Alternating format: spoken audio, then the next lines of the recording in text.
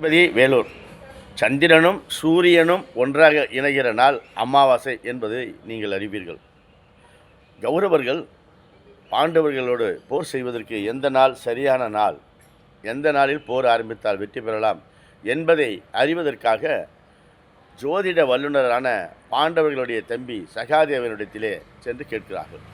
எதிரி இருந்தாலும் தர்மத்திற்கு கட்டுப்பட்டு நீ ஒரு அமாவாசை என்று யுத்தத்தை ஆரம்பிக்கலாம் என்று சகாதேவன் துரியோதனத்தில் சொல்லி அனுப்புகிறார். அவர்கள் அமாவாசை அன்றைக்கு முன்னாலே அந்த யுத்தத்தை ஆரம்பித்து விட்டார்கள். ஏன்? இது ஒரு பெரிய செய்தி.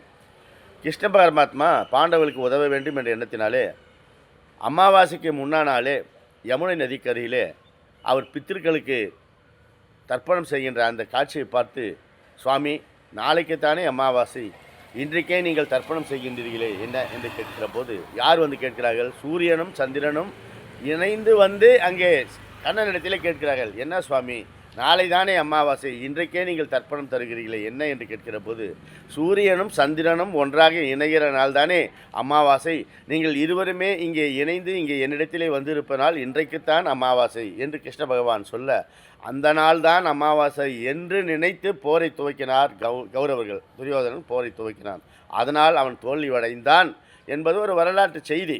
ஆகவே இன்று இந்த அமாவாசை மிக மாசி மாதத்து அமாவாசை மிக முக்கியமாக கருதப்படுகிறது.